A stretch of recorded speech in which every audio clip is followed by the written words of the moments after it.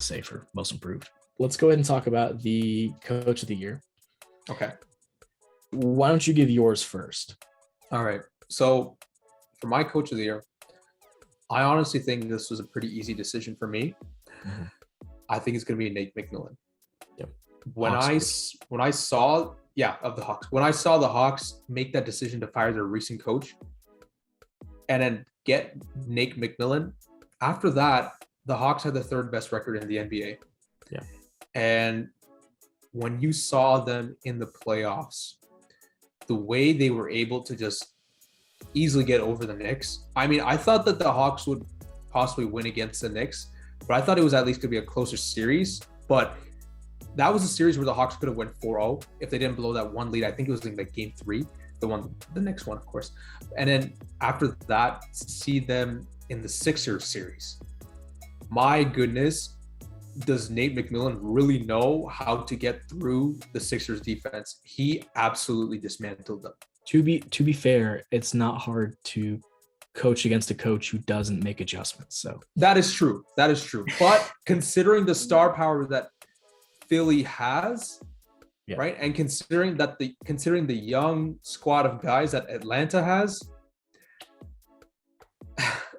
Nate McMillan really outcoached Doc Rivers over there, man. That was an incredible job by him, and it was so crazy how like he was kind of like trying to find like a place to be at one point too, because even like if we play the revisionist history, like back when he was on the Pacers with PG against like the Heat, right, man, the Pacers at that time, that was such an exciting team to watch in the Eastern Conference Finals as well.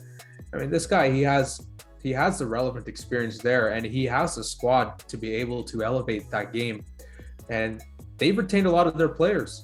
I'm surprised, right? And they got John Collins, they got Trae Young, they got Kevin Huerter, who just signed recently, right? Cam Reddish, and then DeAndre Hunter. Right? They got so many guys. Oh, Lou Williams as well, as their like sixth man.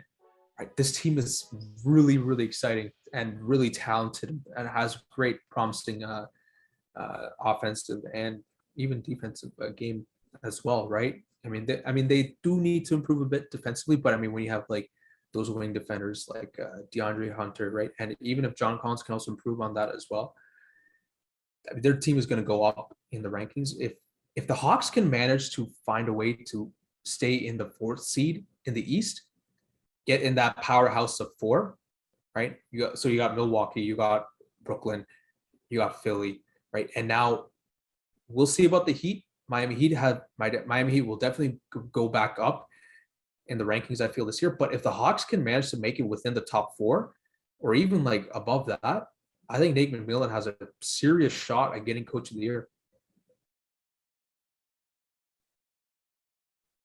I'm going to be honest. I think the Hawks have the talent and the ability to get a top 3 seed this year. And if they do, I think it's a pretty easy award to give out. I think it goes to Nate McMillan. But also, if they do get a top 3 seed this year, the MVP is also probably going to Trae Young. But that's a good. Beyond that, I also want to say that. And beyond that, I also want to say I could kind of see, a double award here if they do end up getting a top 3 seed and they seriously have the ability for it, where Trae Young gets MVP and then Nate McMillan gets coach of the year, like as a double thing. I could see that happening for sure. For me though, it's tough. I mean, I do want to go Nate McMillan, but I also want to disagree with you a little bit. I want to give some love to some other coaches. So I'm going to say, I'll say Billy Donovan. I think the Bulls have a chance to jump up to the 5th, 6th seed conversation. And we saw last year, it's not always about the coach that brings you to the top, because Monty Williams got snubbed, right? In my opinion. But sometimes it's about the coaches that kind of take a team that people weren't expecting to be great and making them great. That's true. I mean, it also depends how far the Bulls make it this season, and and like I said, right, how the Atlanta Hawks make it to the top 4, even top 3. Same thing applies to the Bulls as well. If the Bulls are able to get up there, right, then I can also agree with you on Billy Donovan as well. They've made some really good acquisitions this summer, man. Getting DeMar DeRozan and getting Lonzo Ball, even Alex Caruso too, man. These guys are really thriving together, and I'm really glad that you brought the Billy Donovan up, because when you saw them in preseason, man, I know it's just preseason, and we shouldn't be overreacting, but man, this team was just blowing out everybody they were playing. Mm. This is looking like an exciting Chicago team once again, man. And I can see Billy Donovan going up there as well. Yeah. It's just really tight between Atlanta and Chicago. I feel, if it really depends who can get up there in the standings against, Miami that big too. power. Right. Yeah. Miami as well. Right. Because we know Brooklyn and Milwaukee are definitely going to be up there. Philadelphia too. Now, the thing that's really going to be a key factor, especially going to the playoffs, who's going to be in that 4th, 5th, 6th seed, right? There's going to be Atlanta, Chicago, Miami. You also put the Knicks in there as well, right? We'll see if this isn't like a one sort of year kind of fling, right? If Tom Thibodeau can really bring up this team, right? That team is great defensively, but if they can get up offensively as well, right? That's going to be a really big deciding factor, I feel, for Coach of the Year. I feel it's just going to be an Eastern Conference team coach this year, because the East is really climbing up too. I do want to give some love to the Western coaches too, though. I mean, I think Monty Williams and Quinn Snyder both have a chance if they bring their teams back to where they were. If Monty Williams can go back and get a top 2 seed with the Suns, if Quinn Snyder can go back and grab the 1st seed with the Jazz again, I think they're in serious contention, because a lot of people kind of viewed those as like a fluke. It's kind of like they stayed the healthiest, so that's why they were at the top. But they were playing really, really good basketball in the regular season. And that is true. If they get back there, I definitely think they're in the conversation.